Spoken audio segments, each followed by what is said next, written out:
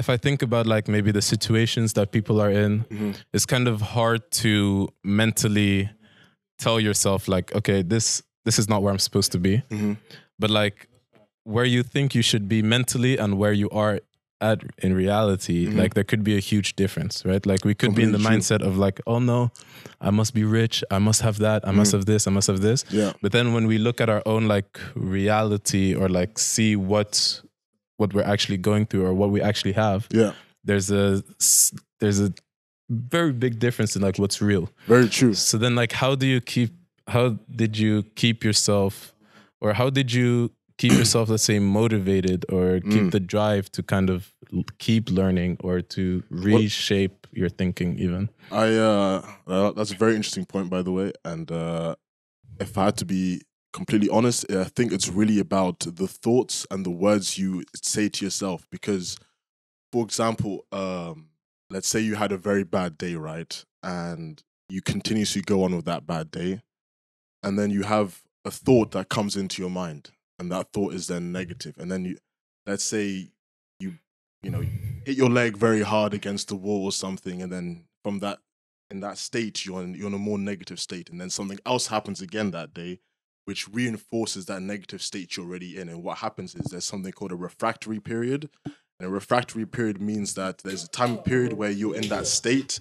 And then at one point, when you're out of that refractory period, you're out of that state. But once you're still in that state, you're going to be attracting all that negativity. And I feel like a lot of people are in that state continuously, and they have created a pattern, a habitual pattern of repeating those negative states due to the thoughts they have.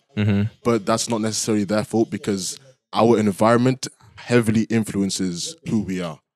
So it's very difficult to say, and it takes a lot of willpower, it takes a lot of courage to be able to understand and really break out of that sort of shell of thinking.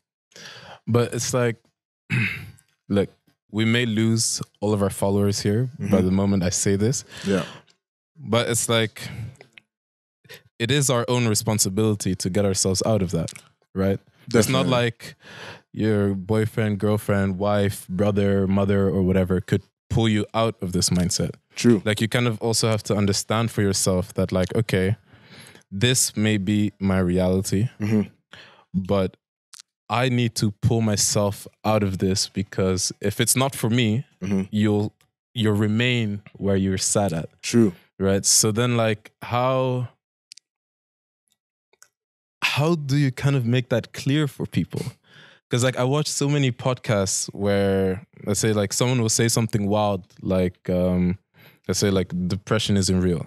Not necessarily that I like agree with that statement or anything. Yeah. But like once you say something along the lines of like, okay, but it's your own responsibility. Yeah. People tend to immediately like close up. I understand why. I mean, it's a lot to handle. I mean, having to take responsibility it's a big thing. It's quite, for some people, it's very overwhelming. I mean, there's people who grow up with absolutely nothing, have the responsibility of needing to become the man or the woman of the house at a very young age, for example. And so with some people, they just are born into that type of environment, and they have to live with that, and they have to make the best out of that.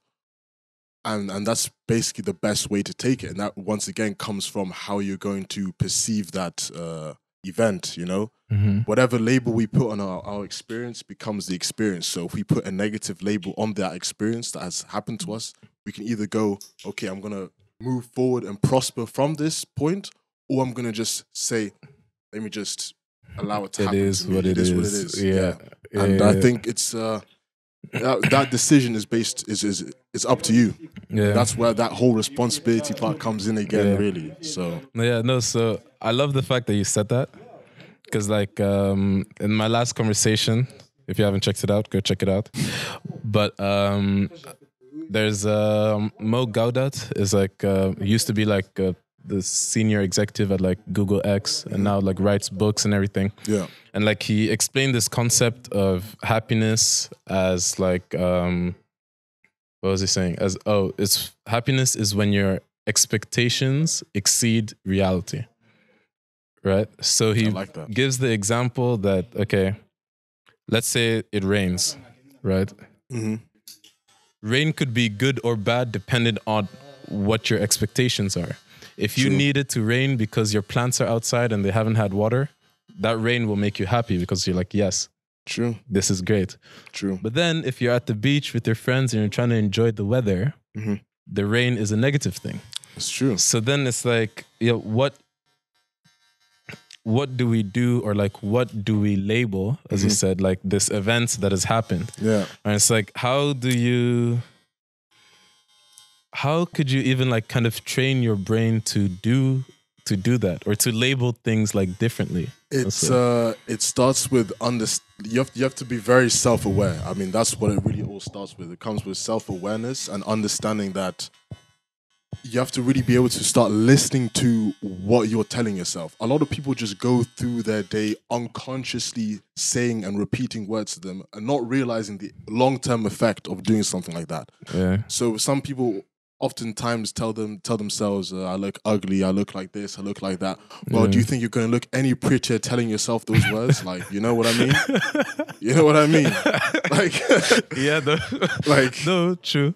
So, yeah. So it's really about understanding what you're saying to yourself and then moving from that point and realizing what you truly want instead. Exactly. So let's go back to that example. Instead of telling yourself, I am ugly, whatever, you start telling yourself in the mirror, I'm beautiful. You don't necessarily even have to believe it in the first instance, because your mind, because it's built on such a pattern of thinking another way, it's going to reject it immediately. But you have to really break through that part, and that breaking through process is done by repeating consistency. Yeah. Exactly. But I love that. There's this like little exercise that me and Marie were trying for a bit. Yeah. Like I heard somewhere was like the act of giving a high five has like positive benefits, like in your hormones or like the way that you think. And so the guy suggested like just try it for like a couple days. Every morning, right before you brush your teeth, just give yourself a high five. Yeah. Right. And it's like, it sounds so dumb, but like, I get it. Yeah. I've never given a high five in like a shitty mood or anything. Never given a high five when I'm about to cry or anything. So it's like just like this act of like, yes. It's like it has this like neurological impact or some way, shape or form. Definitely. And like it helps you like kind of back yourself more. Definitely. I mean, if you think about it, like, at what times in your life do you give high fives? When you're celebrating. When you're celebrating. What else? Like when you're greeting someone. Or you've just scored a goal in football. Exactly. Like, And you see, I like that you say that. Yeah. When you're celebrating, when you scored a goal in football. I know these are also personal for you as well. For sure. And I feel like those connections that you have made with a high five, there was a majority, I believe, I don't know for sure.